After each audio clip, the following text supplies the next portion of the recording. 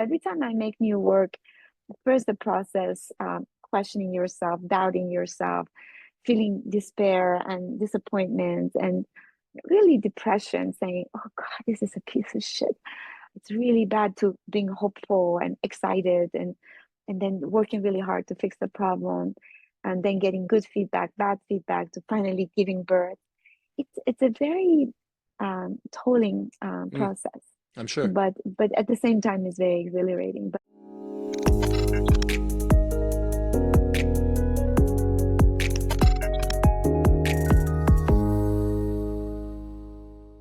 Hello, and welcome back to the MO podcast. My name is Jonathan Neal, and I'm here as always with my co-host Joey Flores. And today we are incredibly honored and excited to welcome Shirin Neshat to the podcast. Shirin barely needs any introduction, but for the vanishingly small number of people who may be unfamiliar with her work, she is an Iranian-born, US-based artist whose work in film and photography and video has been screened and exhibited at nearly every major arts institution around the globe, at least as far as I could count.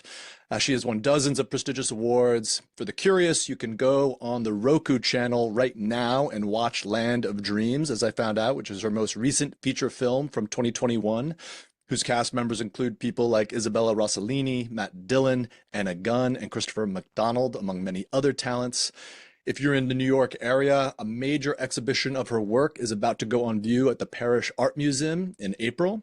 She has been a tireless advocate for the rights of women around the world, but particularly in Iran, her country of birth. And I should also mention that I have an odd, coincidental, but no less personal connection to Shirin's work. Shirin, I don't think we've talked about this. In 2013, you released a video titled Illusions and Mirrors, which features none other than the actress Natalie Portman, who in this piece is engaged in a kind of furtive, dreamlike search for something that could be herself, could be something else. A portion of the work is filmed in an old manor house in New York, where the climax of the piece takes place. And you won't find this information listed in most entries on the work, but I know the name of that house. It is Alder Manor in Yonkers, New York. And I know the name because it is where I was married on September 5th, 2010, to my lovely wife. And so with that, I will say that you must also have an exceptional location scout. Shirin, welcome to the MO podcast. lovely being here. Thank you for having me. Yes, it was only recently, I think, that I saw that work, Illusions and Mirrors, in full. It might have been at the Broad when Ed Shad curated the exhibition there, which opened in 2019. And as I was sitting there watching the film, I think I'd only seen stills up until that point. And I thought to myself, huh, that staircase looks really familiar. Oh, that library looks really familiar. And then, I went over to the wall text and looked at the credit lines and was trying to figure it out. And then I finally managed to put two and two together, Correct. looked at some of our old photographs, and it was a beautiful place to be married. And I was very happy to see it immortalized in one of your works. Thank you. I was pretty amazing space. Yeah. Very amazing space. Okay, so to begin, I do want to talk a little bit about Land of Dreams. This is your most recent feature film. I believe it was released in 2021, sort of just probably working on it in and through the pandemic. I've listened to a number of your recent interviews and podcasts about it, and I don't think anybody has asked you this question. So forgive me if they have. But can you tell us your last dream? Yes, actually, a lot of people did end up asking that question. It's funny, the very evolution of this film is coming from my past work, which were a series of videos called Dreamers, that were based on my dreams. So I developed this obsession with recording my dreams over years and eventually turning them into films with my muses as the protagonists, which mimicked me. And then finally, I thought it was interesting that instead of making videos about myself, that the artist would be collecting other people's dreams. And so it developed into a script that was really kind of sort of reversal. But yeah, I dream quite a lot. And most of my dreams are nightmares. And and the whole point of um, really focusing on dreams is that it always seems to be a place where people's fears and anxieties live.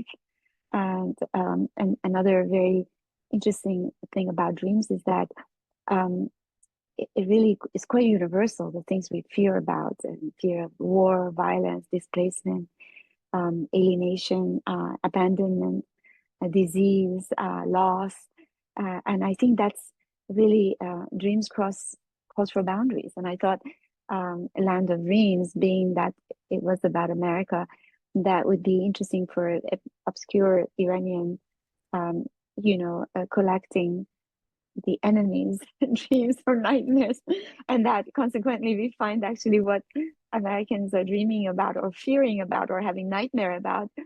It's not that different from what Iranians are having fears of. So yeah, I guess uh, for me, dreams are a projection of fears. Unfortunately, I've never had really good dreams.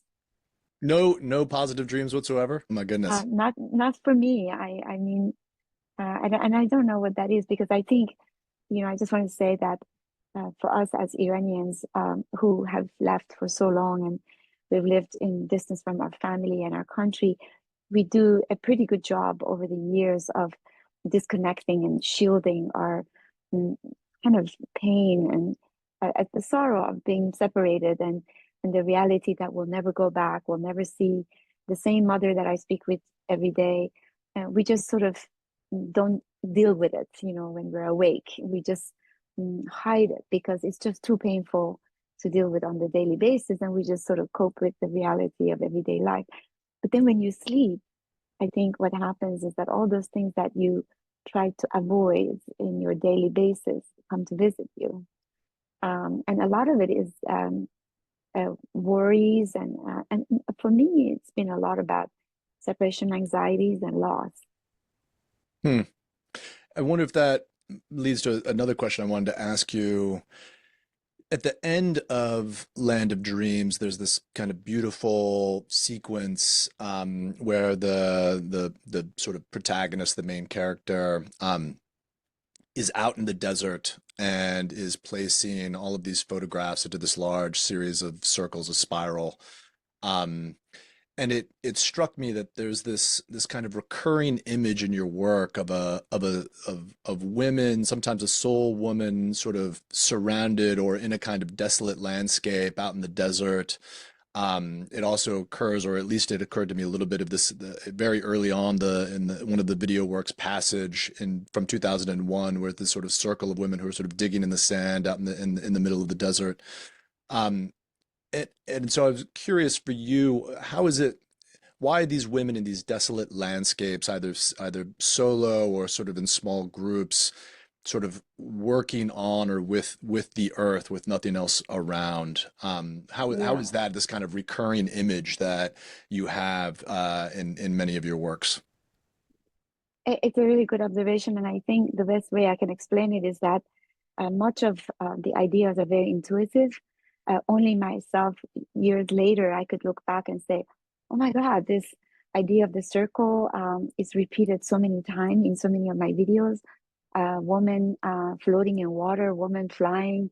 There are just number of different concepts that are recurring, and I just realized that it's something incredibly intuitive, and almost a kind of a visual vocabulary that is embedded in me that might be rooted in, I would say, Islamic and Persian art, and that idea of symmetry, repetition, harmony, and ideas that really the use of script over the image, a lot of which it comes from years of looking at, again, both Persian and Islamic art. But then there are other things that are more, I would say, more conscious. And I think in the case, the very last image of Land of Dreams was also, I mean, passage, that circle was quite erotic, almost like the woman making a circle, digging while a male figure uh, was returned back to the earth. It's like, Hmm. how we're born out of the mother womb and then going back. And there was something about the perpendicular line of men carrying this corpse, giving it to the woman, and then putting back in earth. The spiral has always been really important to me for some reason. But in the case of Land of Dreams, it was something more, because I always feel like, as an immigrant, as someone who, people who have double identity, where we come with this baggage of, say Iranian or whatever culture, and that we keep so close to our hearts, our traditions, or the images of the family, the part of us that is gone in the past, but still we hold very dear. But then is the reality of the present, the people you meet, the encounters that is unexpected. In my case, the American culture, people you meet from different facets of a world, a life, but you keep them separate. But then at some point they converge. And in the case of Land of Dreams, where I was speaking about dreams, because that project also involved me talking to different people about their dreams as I photographed them. And so this particular scene, which was all the photographs I took of Americans while asking them what was their last dreams, yet there were images of my own family, or the protagonist's family, was the final realization that really that great distance doesn't exist anymore, that boundary is blurred, about me and them, or us and you, and that we are all humans, and we are all, of course, conditioned to certain cultural, religion, language, all kinds of political situations, but we are the flesh and blood, and we are also experience similar emotions and pain and loss and all of that. So that last moment of the film, to me, was the most meaningful, because the protagonist, after all of this time, she comes to that understanding that that these people are actually one of her own family, in a way, and that's a really amazing thing for me after all these years, to say, look, I feel finally at peace with this culture and this country, and that most likely I'll never go back. And what you see here, it's part of my community. Was that a feeling that you came to in the making of the film, or was that a feeling that you had come to in an earlier moment? For example, in the photographic project of taking those portraits of all those people. I guess the question there is, when did that feeling arise, and was it punctual, or was it a kind of gradual dawning that now you had come to, I guess, maybe come to terms with the United States as a kind of home? It's a really good question. What happened was, first of all, I always photographed the Middle Eastern community, Iranians, or I traveled to Morocco, Egypt, Turkey, other places where primarily I focused on um, telling stories that was taking place in that part of the world about Iran, and the portraits were uniquely Middle Eastern women. With the Land of Dreams, there was like a major departure where I decided that I'm not going to photograph models, or I'm not going to, go away from America. Rather, I'm going to put myself in this journey of going out to places, almost like a journalist, and meet people and interview them as I photograph them. So my subjects were not playing a role, but they were actually themselves. And consequently, there was an incredible dialogue. For example, Land of Dreams was shot in New Mexico, and I shot over 200 photographs. I shot a video and a movie, and I traveled all across New Mexico with a photographer and a friend. And we went from community to community, from Native Americans to Hispanic, the white, the mostly impoverished, and not super wealthy, but we we did try to cover men, women, functional, dysfunctional, children, adults, and with I really engaged with them and really asked them the difficult question, not only about their dreams, but the political situation that they were in. And throughout this process, photographing them and also collecting the information, I realized that I actually felt this strong sense of affinity with these people, that I related to their experience and their plight as an immigrant, as a person who was sort of cornered also, and that I perhaps related to them far more than I did with the Iranian community, especially if I had gone back to Iran as someone who's been away for so long. Somehow connecting to a Native American as another community that felt so displaced, and then sharing of our experience, I realized that, wait a minute, I feel really at home with these people. And I really understand their struggle. I really understand their emotional, psychological, and political struggle historically. And that I love them. And I you know, I am a part of the fabric of this society, the struggle of the immigrant community. And of course, I don't need to tell you, it's gotten even worse today. But that I feel perhaps more a part of this tapestry of the community than I do with the Iranian community. It's a sad thing to say, but I haven't even been to Iran since 1996, even though I'm living with an Iranian, I'm working with Iranians, but nevertheless, you know, we're living in a bubble. It's not really an Iranian community. You know what I mean? So I think that that image that you described at the end of the film also is like my realization that I feel that distance between me and Americans has been broken. That's super And interesting. yeah. No, go ahead. And it felt liberating because I felt always like an outsider, you know, someone who shouldn't engage in any kind of conversation about this country. And suddenly I thought, no, we're all part of this society. And, you know, we have a way to talk about it. And that's very different than someone who's really native here. But we made this country. You know, this country was made with the blood of immigrants, you know, and that our experiences and our opinions and our voice is very vital. And it was an incredible realization. And I think it affected the story of Land of Dreams and the future work that followed. That's interesting. I was going to say, this makes a lot of sense thinking of your earlier film, Women Without Men, um, which is an amazing film, but feels very much like in the sort of US Hollywood category, a foreign film, right? I mean, this is a film about Iran in the 1950s, the intertwined stories of these four women. It's very brutal in ways, and sort of unsparing, but also poignant in the way that it depicts these women.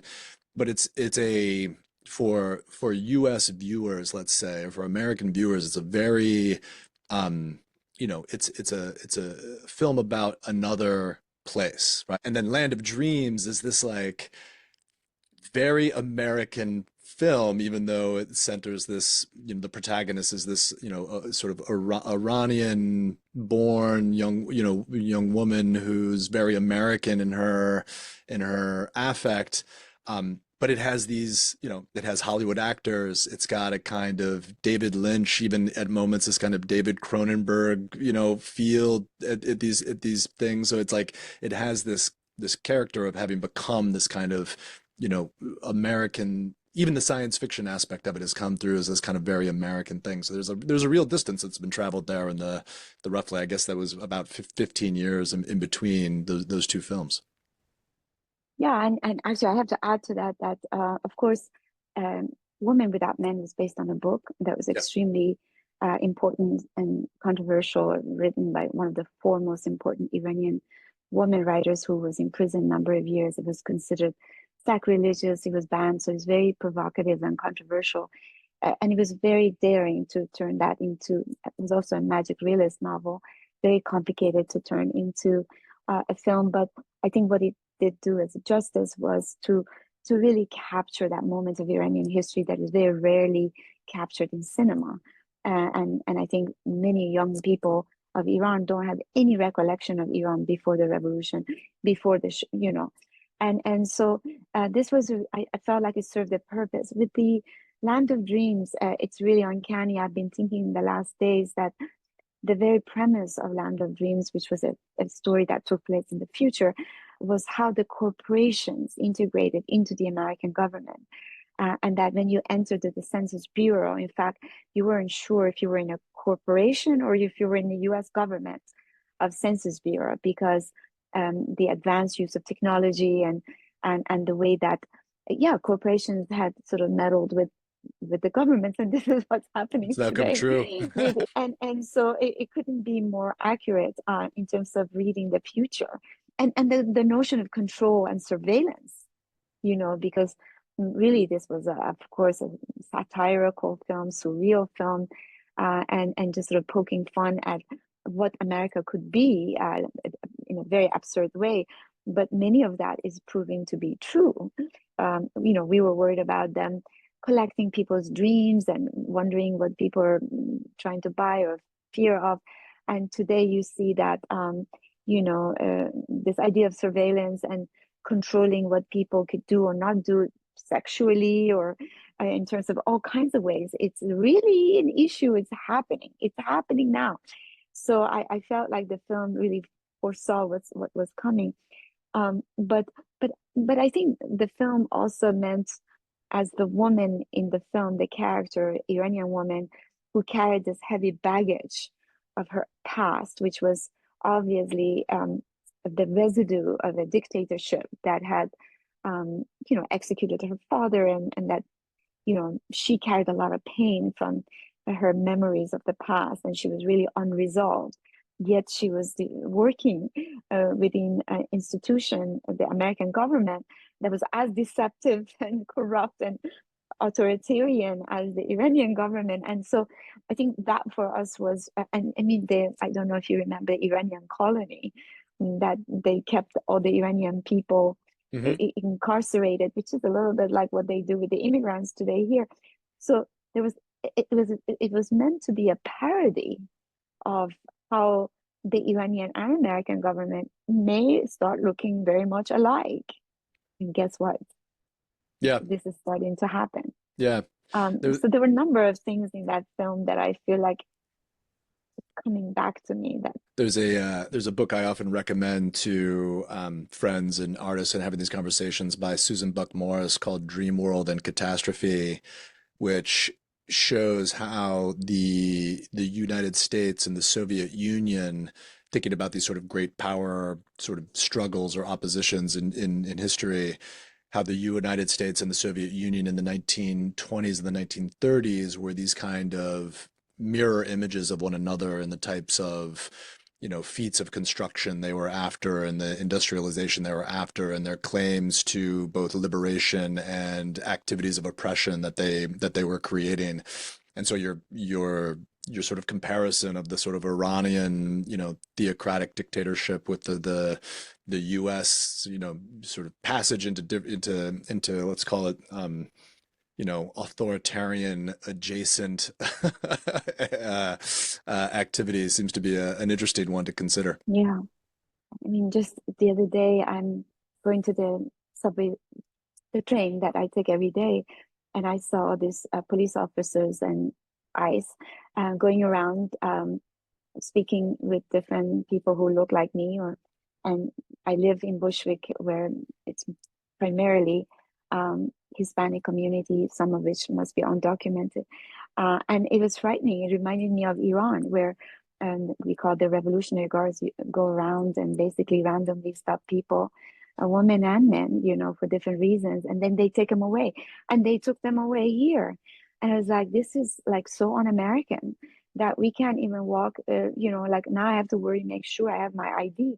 I mean, there are things that happen so rapidly in this country. The fear. I mean, we Iranians, I think we have lived all our lives with fear. Whether it was during the Shah periods where he had the secret police, or now this government's been over 40 years in power.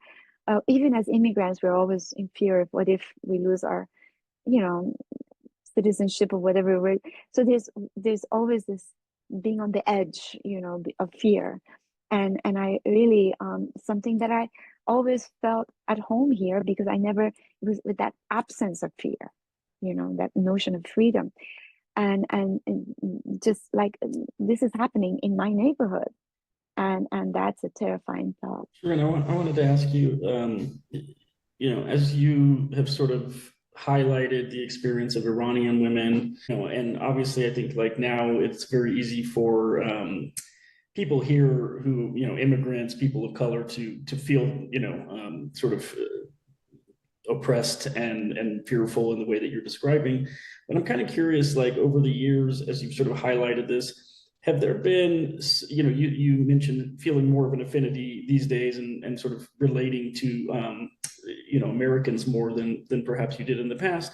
Like, do you find that, I guess I don't know how else to word this, but do you find white women who don't have the same fears of immigration, being deported, things like that, but do you find them resonating with your work and seeing parallels between your work and their own experiences, even though they may not have the same kind of fears that people of color or other people have? Do you whether it's feeling oppressed by their own religion or not being able to share who they plan to vote for with their own husbands or things like that, do you find that sometimes they really feel struck by your work, that they are more similar to Iranian women than perhaps they thought? It's a really good question. I mean, I think that no matter how poetic and I would say even abstract my work is, it seems to relate to people as political work, and no matter how often I say, well, look, I'm not speaker for Iranian women or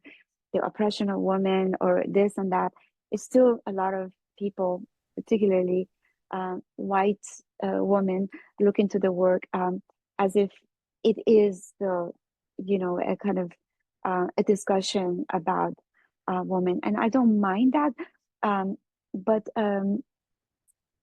definitely, no matter how you look at my work, it is about the minority. It is about, I mean, that's a projection of who I am, and even though some of my work is not exactly about Iranian women, but I've done work about women in sexual exploitation or subjects that are again about the very specific group of people, and mainly women.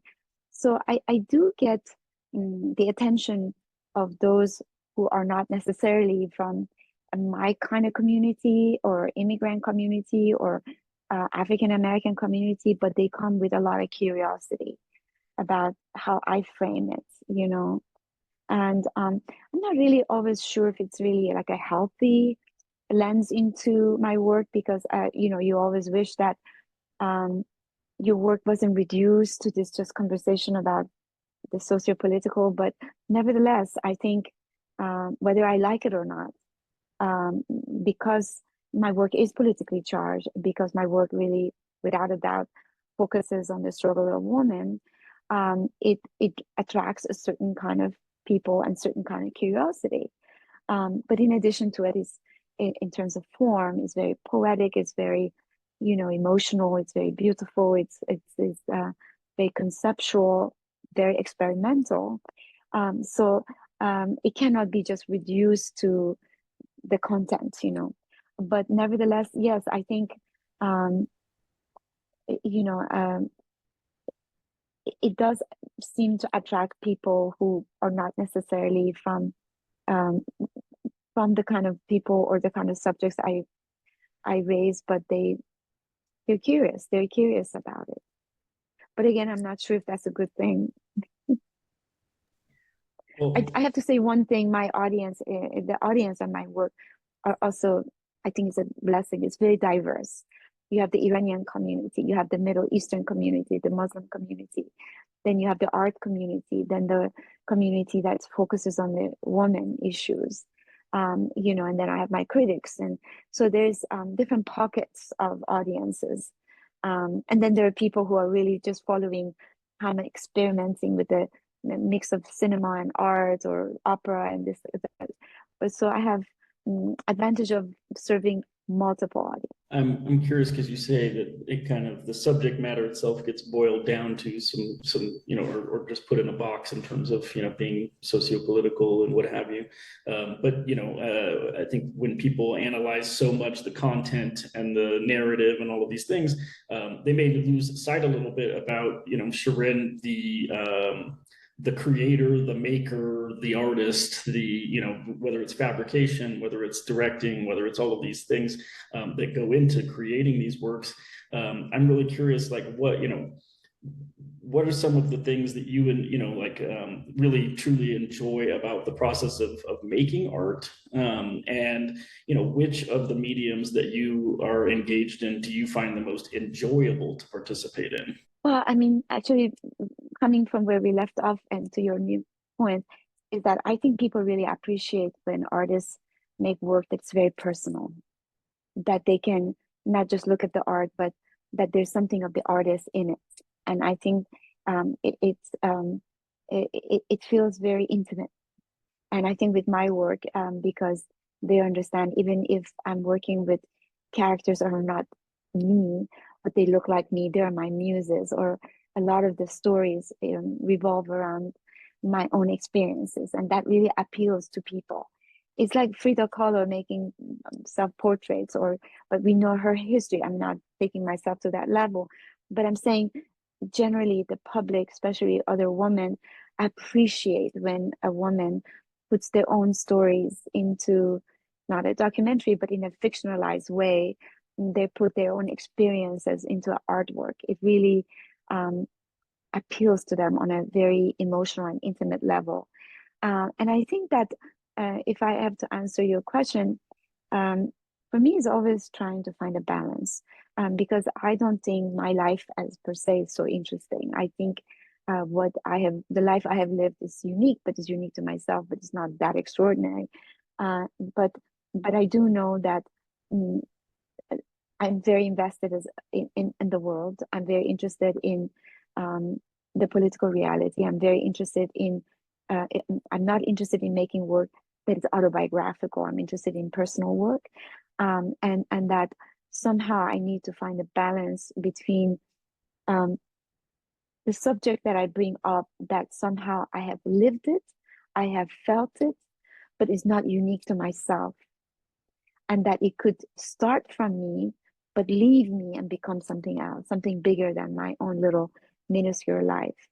And this includes sexual exploitation. It includes the rage that we feel, like my latest video about the people in power, or Land of Dreams, the obsession with dreams, and et cetera, et cetera. So I bring with me what I have as not just as a baggage, but as a material that is really honest and is very emotional and is very naked.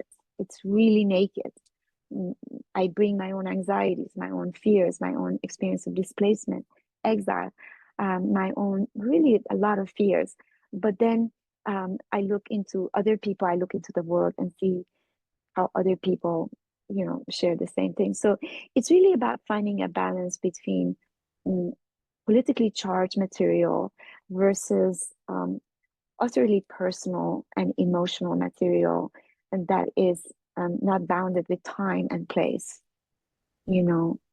And that's a balance, because I'm terrified of making any work that is overly sentimental or overly autobiographical, overly didactic, overly, preaching to the converter, as they say. I don't want any of that. I just want to be able to, in the most poetic way, because poetry, I think there's so much enigma in poetry, is that it brings all these elements that kind of have their own logic. It's like a dream, but they have these references to reality, and let people have their own interpretations. And so for me, the balance, and why it takes me forever to even make a 10-minute video, is to really make sure that that balance is kept, and that I'm not I'm not preaching, or I'm not just sort of promoting a way of thinking or feeling, uh, and um, and I don't think I succeed all the time, but that's my aim. Do you think, what do you think drives then your sort of interest or capability of producing very effective images? And I think about this in the sort of context of some of your peers to whom you're not compared in terms of the type of work that you make, but in terms of just like the sort of sheer, what I, at one point I sort of called fidelity to the image. So I'm thinking about people like Robert Longo or Cindy Sherman, or a sort of generation of artists who, many of whom were working in New York at the time, but it was not necessary for that, but who, in some sense take the image, photographic, filmic, very seriously in terms of its being able to sort of have a power over the viewer, right? Or to sort of compel a kind of conviction in the viewer that what they're looking at is sort of important. And I ask this because I get the sense that often when I'm scanning the sort of landscape of contemporary art today, we're almost sort of suffused with images, even more so now through our phones and through screens and everywhere else. But there seems to be even sort of less conviction in the image to sort of be able to hold that same type of power. And yet you are sort of a member of this generation, again, loosely defined, who built a practice on this kind of conviction and the power that images can have. And actually, I think that that's something that's been lost in more contemporary work. And so I'm curious for you, like how have you sort of developed that and continued to maintain that sort of conviction? Because, in almost all of the work that you produce, there is a real, I think, demonstration that those images, every aspect of those images kind of matter. And what matters is that they really sort of, push themselves on the viewer, but somehow sort of stamp themselves out, or commit themselves to being resolute and forceful. Another very good question. I mean, as Joey was saying earlier, asking me, I think making art is about creating a dialogue. Really, I think that's why I do it, because I think it's an immense challenge to create something, whether it's a video or a film or a photograph, that somehow it's communicative in a profound way. And I think I have to be honest, it's much easier in a film and a video than it is in an image. Because I always say with video or film, you could use the cinematography, the production design, the performance, the music, the all kinds of things to help you convey a mood or a narrative or a story to tell. But the image, everything has to be expressed through a single image. And that is such a challenge. And in fact, I've been working on new photographs, and I've been really astonished at how difficult it is to create. Like, I've shot 10 days.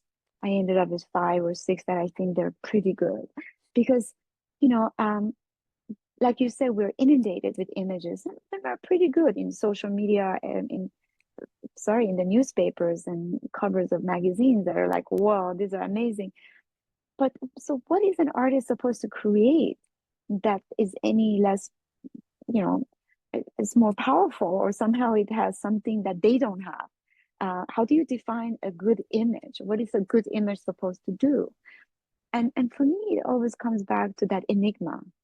We were talking about the poetry, and we were talking about like an idea that gives a kind of a handle to the audience, like provokes an emotion, but doesn't go all the way. It's very strange. You know what I mean? I remember with Woman of Allah, with the woman and the weapon, it was just really odd because there were things going the opposite direction. Here you had a very seductive female body, and this weapon, and then the writing and the veil. There was submission, there was repression, but then there was power, then there was eroticism. So there was this very conflicting elements all at play. But that was exactly what I wanted, because it was very perplexing. It was not an easy image. Of course, many people tried to make it easy and reduce it to, oh, she's just supporting the, Islamic revolution, etc. So what I think at the end, the difficulty of creating really good images, especially in photography, is not that they're new, they've never been done before, but that there is a depth, there is ambiguity, there's an enigma that transcends everything. Like there's a guttural, it's like I always say when I look at Marlene Dumas, who I'm not even into paintings, honestly, but every time I've seen her paintings, it's like a knife into my stomach. And they're very simple. They're like things that are just very simple, but there's something so guttural about these paintings, and that they just like make me want to cry. So I always feel like, at least the way I approach images, is to create an atmosphere that it's unforgettable, that it penetrates through the audience in a way that is a punch in their stomach, and it stays with their memory, like, in their consciousness, in a way that they can't let it go. And not to be praised, but it's only that it communicates in that level. That, for example, just look at the images we're seeing from Gaza, like this, like incredible. No one can make this up, or the people in it, or and so, what kind of stories, what kind of ideas, what kind of images can we construct today that somehow hasn't been already captured in other ways? I think it's getting more and more difficult, but it all goes back to the enigma that you need to create, and within that enigma, you have to have a logic. It's not arbitrary, nothing. It's really, believe me, it's very complicated, because um, you really need to find a solution that it works as a still. It's not so obscure that people just don't get it. But it really does communicate at the end with all the enigma. Do you think that logic is something that you are able to articulate, or is it something you think that's just innate to the working process? I think it's pure emotion. It's, like, I was really struggling with a few images, and I just couldn't stop thinking, what is the problem? What is the problem? And one day I just had this awakening that what it should be. And my response to finding the solution for that image was that was purely emotional. That I know if I did this, it will emotionally affect almost anybody who enters and sees this picture. It's unavoidable. You cannot walk past this image and not be affected by it. And it's weird. It's not, and there's a violence in it there, but yet it's beautiful. You know what I mean? There's these contradictions that it's strange, but it's always, to me, it goes back to emotions. Mm. Yeah, no, I That think if that, it doesn't touch people, the work is not successful. yeah, I mean, how does that then, how do you think about that from the standpoint of the still imagery, the photographic imagery, and then the film work, like you said? So film, it sounds like for you, offers all of these other kinds of, let's call them tools or tricks, even though they could be very honest tricks to get that kind of punch in the gut, you say, you know what I mean? Like you can create mood with music and, the cinematography. There's other ways of sort of generating a kind of response that you may be wanting or thinking to drive the thing forward. So how do you think about the film sort of staying honest to itself in the same way you're thinking about trying to get that enigma or that ambiguity in the still photography? Actually, it's not that different from the images either. I shot a video last June. Now we're almost at the end of February, and it's like 15 minutes long. I'm still editing, and because the artists themselves don't often know. They don't know how to edit themselves. It's like we have an idea and we think it works. Then it becomes real, and then you say, it's not working. This is not doing what I really felt like it should be doing. It's like, well, then what is the problem? Then it's a failure. Maybe it's not a failure. Maybe it needs this. Maybe it needs that. Time is of an essence to really be able to cut all the fats, to cut even some of the most beautiful shots, and just like a sculptor, just carve to the point where it matters, and just that it really is minimum impact, minimum effect. What I say is that less is more, and so it really involves a meditation of um, letting go of your um, aesthetics, some of the things that you have so much attachment to, and questioning yourself, doubting yourself, and at the end, arriving at something that you feel that, yes, now it has that emotional impact. Now it's punchy. Now it's going to make my audience moved. Before it was like, like it's taking forever, or, it's like pretty, but it doesn't do anything, or just, like you have to carve in all of the things out until you get to the heart of the matter. But it's a lot of sacrifice, because not only it takes a lot of time, but sacrifice of letting go, detaching from your best pictures, the best images, best performances, and just to get to the core. And you'll be surprised for a 10-minute how quickly people lose interest and Oh, I can attention. imagine. After 30 seconds. Uh, who is the person in your life who you think in this process of working on these videos or the photographs, who's the person who's able to help you get to that core effectively, right? I mean, every artist has other artists or people in their lives who are their editors, who know the artist, know their aesthetic, know what's important to them, know what is honest and what's not honest. Who is the person who comes into the studio, takes a look at the things that you've done, and is the one who can tell you, no, you have to get rid of this or you have to change that because that's not working? Who is that for you? At the beginning, when I come up with the idea, I don't talk about it with anyone for like 6 months. I just feel like I don't want someone to um, take away the excitement or disillusion, the feeling that I lose enthusiasm. Then once the idea, I feel like it's ready to be talked about. Shoja Azari, who also co-directed Woman Without Men and Land of Dreams, and also he was the singer at Turbulent. He's my husband and partner, and he's an artist. I talk to him. He has very strong reactions. Sometimes I'm scared, and he's very blunt. And then my cinematographer, who I work with very closely, the three of us are very, very close. But when it comes to editing, I don't show it to any of them because I don't need the inside opinion, because they're already very biased and I don't want them to impact me. So I bring people who don't know anything about, like, that's why our friend Fong Bui was here last night. I bring people from the community, from the art world, and friends who know nothing about the story. And I would be really nervous. And you'd be surprised how I'm like shaking, because I really worry that what I'm making, it just makes no sense at all. And often I feel it, that the reaction was like, it's a little strange. But I have to let go of my fear and invite people, even at the cost of them saying, this is not really working, I don't really get it, or I think you should do this. I take notes. I brought at least 15, 20 people.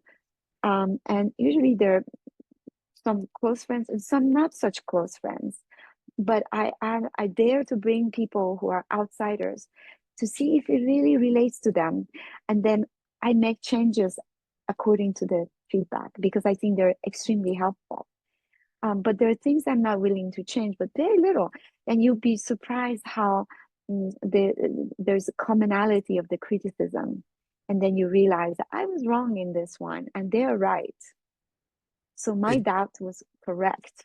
And is commonality both from the sort of quote unquote outsiders as well as the inside circle? So then that everyone is seeing something regardless of their relationship to you or their knowledge of your work. Yes, and the last thing you want is people who really like you and just say great things about whatever you're doing. And I try to avoid those group of people. And I always say to people who I bring, I beg of you, be very blunt, because I rather hear it from you than the outside. Because you'd be surprised how people are really afraid to be critical to their best friends. So actually, I brought people who I know very little, or I know people who are extremely blunt and very critical, But still, after you finish it, you put it on the word, the critics write bad things. So it doesn't matter. But you want to get to the point that you feel that you have given it your utmost, the most you can. that is no more you can do. And then you take responsibility for it. And that's why it takes months and months.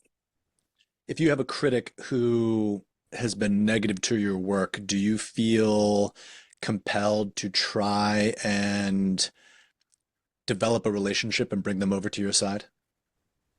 No, I've had some very bad critics. At some points I felt that they didn't understand the work, or they despised me because of certain history of certain criticism from the Iranian community. They've been impacted, and then there are times that I just accept the fact that there's no way an artist's work can be liked by everybody. It's not for everyone. For example, emotional work, political work is not for everyone, and that there are some critics who have they're very suspicious of certain artists in very strange ways, and I think they have their rights. And there are times where I say maybe they're right, maybe they're right, but I just can't. I mean, you get really upset, but then you forget about it, and you don't get destroyed. But I think having really tough critics like I've had from the Iranian community, Iranian government, to the Iranian community, to the American critics, European critics, in my films, in my photographs, in my videos, in the opera, yet having also had some praise. You just sort of get used to it. People look at you and say, "Oh, you're really ugly," or I just don't like you." And you know what? You just say, "I understand. You don't like me. I'm not that beautiful," or "You just don't like me." There are people who just don't like you, or you're not their type. So sometimes I say, well, maybe it's just not that your work is so bad. It's just not their type. It's like the curators. I'm not their type, I don't and you believe just you. move on. Everybody that I know who's talked about your work. And your skin gets thicker, I think, as you go along. When you have the Islamic Republic of Iran and let's say a New York Times critic, it's like, It's a perspective. You get some perspective. It's like, you just manage to keep going forward, Right. but it's painful. I'm telling you, every time I make new work, first the process, questioning yourself, doubting yourself, feeling despair and disappointment and really depression, saying, "Oh God, this is a piece of shit." It's really bad, to being hopeful and excited and then working really hard to fix the problem, and then getting good feedback, bad feedback, to finally giving birth. It's a very tolling process. I'm sure. But at the same time, it's very exhilarating. But I'm never an artist who is like, I remember running into William Kentridge the night before his performance was opening up at the Miami Art Basel just this year. I said, "Are you nervous? This is like a premiere tonight." He said, "No, I'm ready." I was like, "Oh wow, that's not me." Maybe it's like, I wish I had that confidence. I'm like, "Oh," but there is something about male artists or people who have very little fear of criticism, I guess. They just lie about it. I'm curious here. So this is a question I sometimes ask others. I hadn't thought to ask you about it, but you're you're at a status of artist who this makes a sort of a curious thing to ask, but is there another artist or writer alive today who you don't have a relationship with, whose work you admire and you would be very interested to see or to have them engage with your work, whether directly with you or to, I often think about this as like you've just opened a big exhibition. Let's say it's the exhibition at the Parish. So you have something of a sort of a retrospective coming up in April, and it's the week after the opening and all of the feting and the dinners and everything sort of is has died down, and now it's just people going to see the exhibition and engaging with it, and you show up for whatever reason to have a meeting with the director a couple weeks later, and you walk into the galleries when they had just opened. Who would you be most excited to see alone in the galleries, looking at your work and obviously thinking about it in a very significant way? Yeah, I mean, there are a number of different people that comes to mind. I mean, I'm a big fan of Zadie Smith, Mm-hmm. the writer. Also lately, I've been fascinated by the book The Martyr by um, Kaveh Akbar. Okay. Yeah, the Martyr. Uh-huh. Sorry, suddenly I'm having a mental block. That's all right. He's a young Iranian. Yes, Kaveh Akbar. We can Google it. Yeah. Anyway, The Martyr is the best-selling New York Times best-selling book, and he's a young man who has written semi fiction, semi autobiographical work. It's incredible book, and he's Iranian, but I think he's in his 30s or something. But he's a poet, and his mother apparently was an artist, and I met him briefly. I went to his book reading, and I was very shy, and people forced me to go and meet him, and I was really kind of nervous, but I was surprised he knew me and knew my work, and now we're in conversation through Instagram. But I respect him hugely because this is his first book. I think it's Kaveh Akbar. He's a very Yeah, Kaveh handsome young man. Akbar, the martyr. Yep. Yeah. And he's extremely talented, and he comes from, poetry into his first fiction.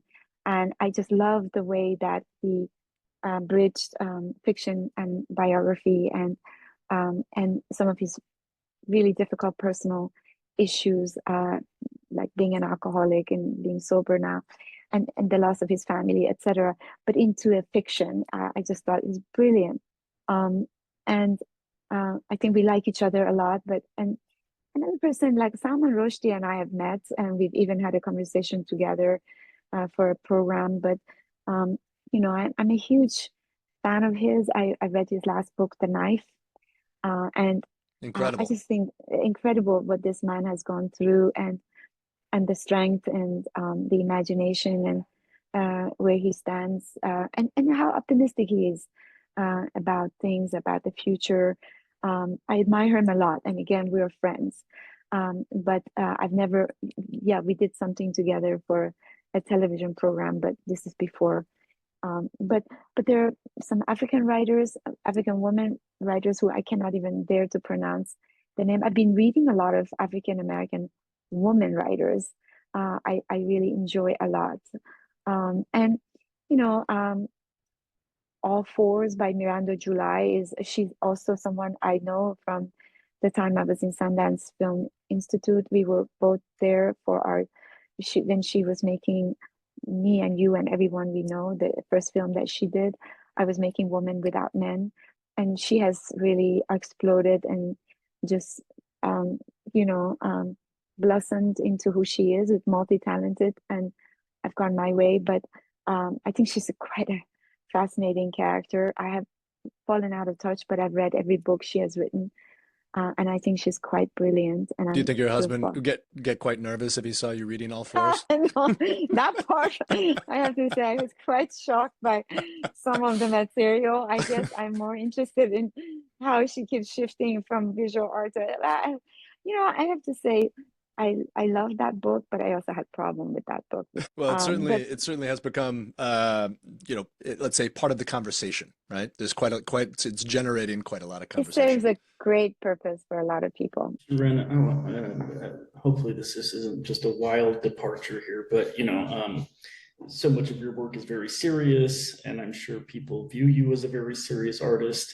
I'm quite curious, is there a lighthearted side to Shirin? Is there a television show you watch that would surprise everybody?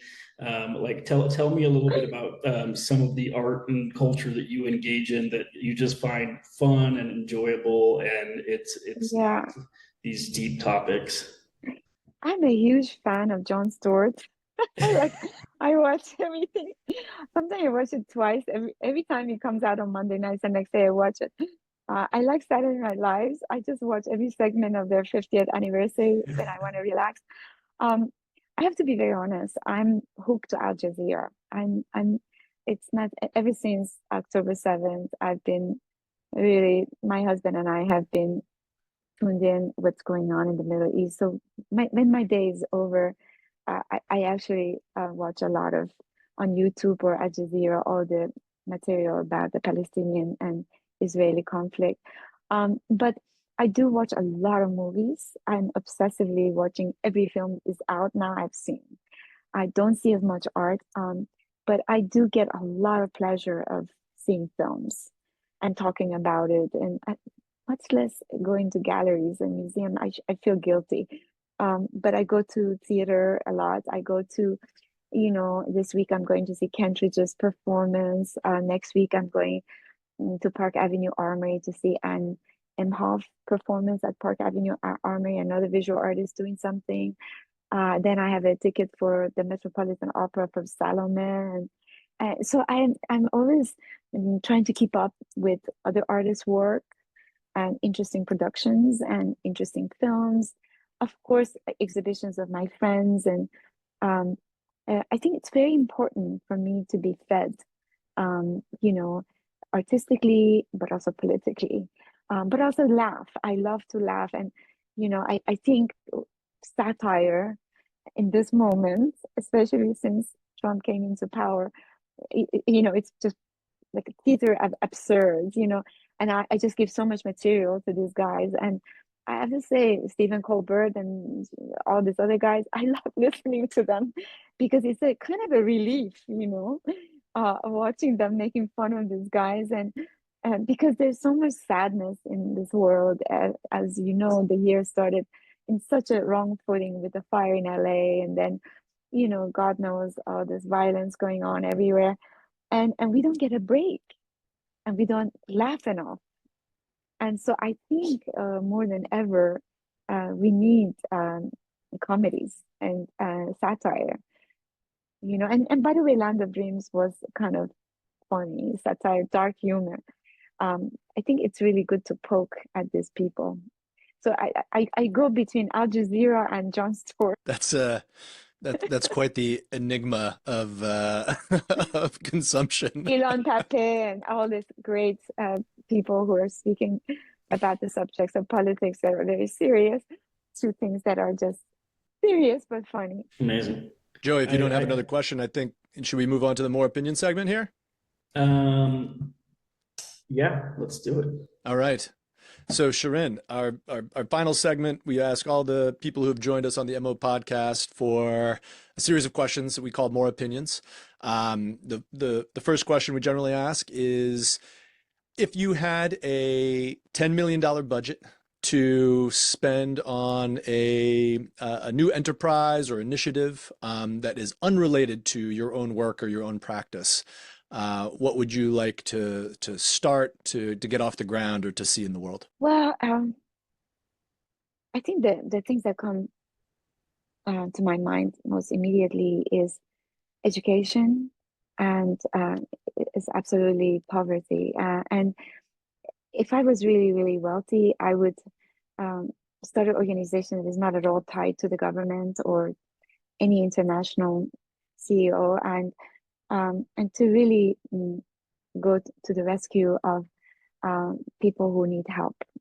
And I don't mean just charity, but really, I was watching today this incredible coverage of the children of Gaza not going back to school, and the classrooms, like the roof has come down. There's like, bullets, holes everywhere, and yet there are tables, and they don't even have notebooks, But I mean, um, it's not just there, but all over the world. I would just say, I would take that money and I would try to research and invest in places that education for people who are deprived of education, and which is a really escape from violence, escape from the political reality. Education is a place where you find the freedom to, really escape what otherwise you can't. And I think that's really important. Um, but or even in the US, I would say make an institution that helps to turn young people who are not exposed to art or education to art in a normal way. So yeah, education is something that is not really often offered in a substantial way. Good. Next question. So what is another sort of cultural project or practice, someone else that you admire, or some other entity that you've been engaged or interested in that you think needs that is unsung or less well known and needs and you would want to bring some attention to? You've already done that a little bit with Kaveh Akbar's book Martyr, but I'd ask you to pick something else.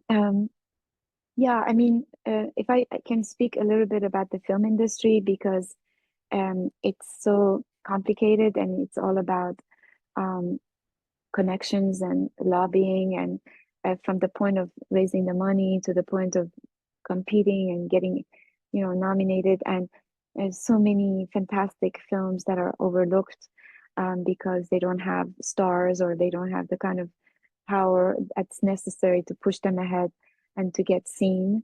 Um, you know, it's just a good example. I mean, this film became successful at the end, but there's a film called No Other Land that is made by a Palestinian and Israeli director who won Berlin Film Festival and now is nominated for the Oscar, but no American distribution agreed to distribute it.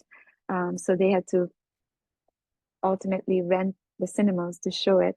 Um, but there are many, I'm a very big supporter of documentary filmmaking these days. I think especially this new approach of like fiction documentary that could be really interesting even in terms of form.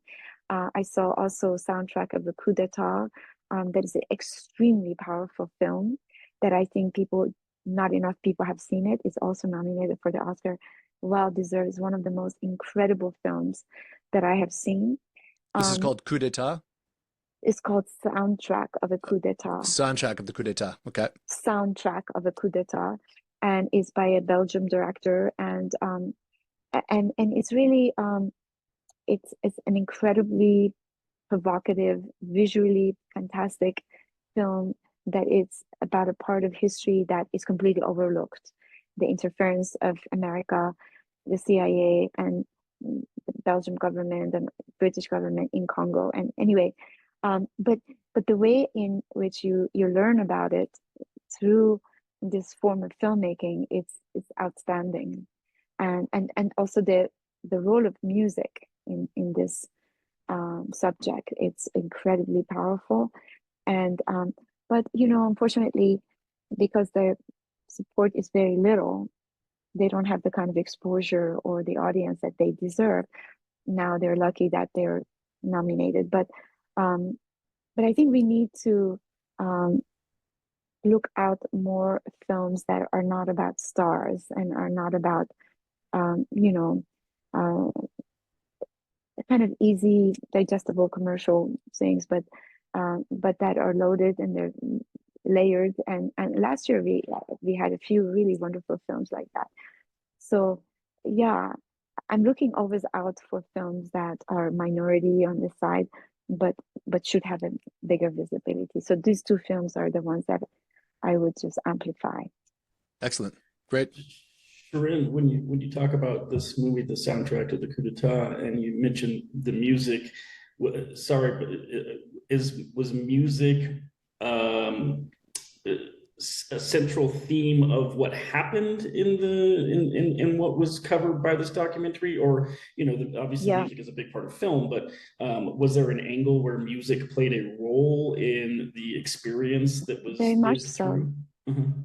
Yes, how actually the musicians were used as a tool, sending them here and there.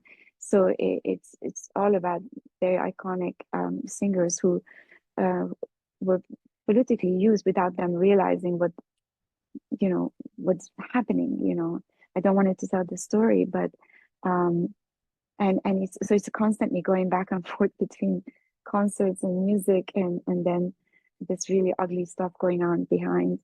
Um, and that's what's really provocative, is how musicians, artists would, unconsciously drawn into something really horrific. I just Very, very interesting. I just looked. It's Johann Gimmelprez, Yes. who's the director of the soundtrack to Coup d'etat, whose work I'm actually familiar with, but hadn't paid attention to in ages, because there's this amazing film that he made in the 90s called Dial History, Dial History, which is a kind of an experimental documentary about plane hijackings. I don't know if you ever saw that one, but I mean, I love to see that. oh, it's amazing. All sort of again about the 1970s, 60s and 70s, this like sort of era of airline hijackings and sort of early sort of mass terror events and the way that those things have sort of come into the public consciousness through film and through television and through the media.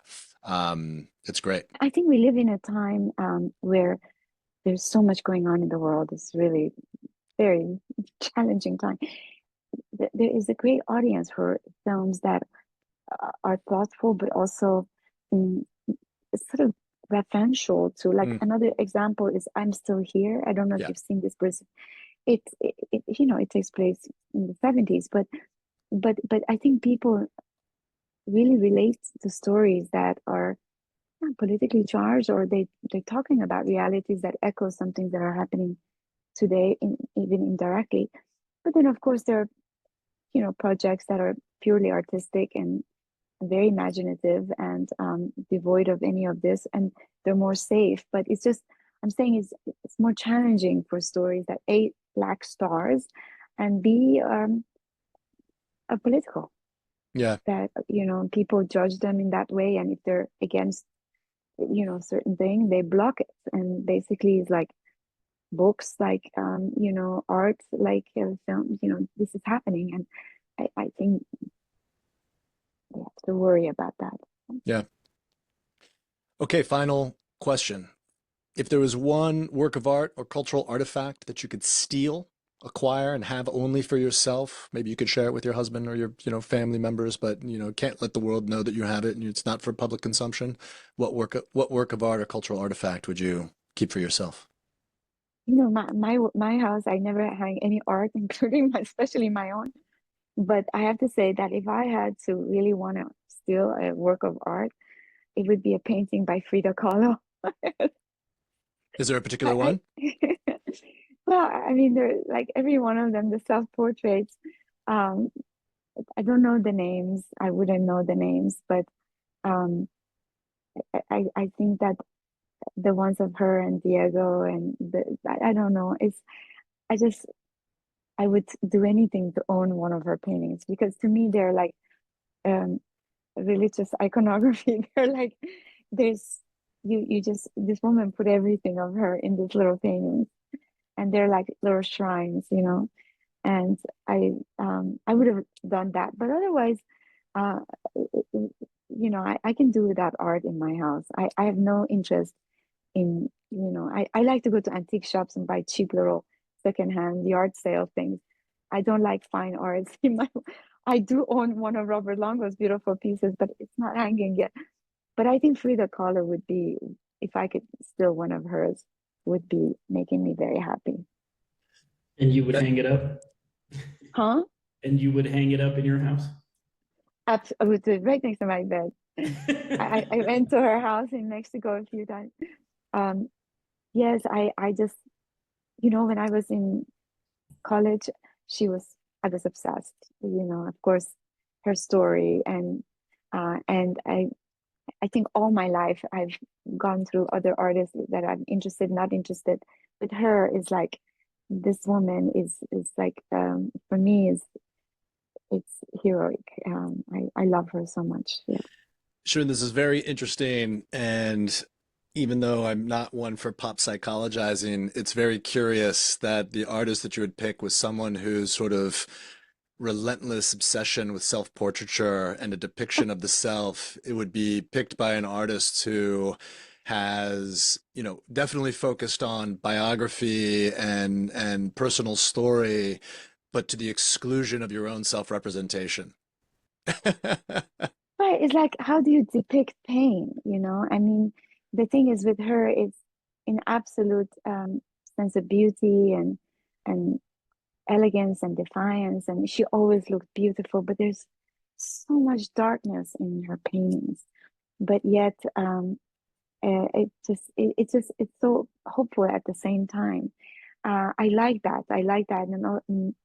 Um, and of course, when you're right. I mean, she put everything of herself in her paintings. Yeah. And I think that really appeals to a lot of people, certainly with me. Shirin, thank you so much for joining us on the MO podcast. Thank you. I'm glad we did this. I really enjoyed it. And I hope to see you both one day in person. Enjoy Mexico, enjoy Bay Area, and we'll be in touch.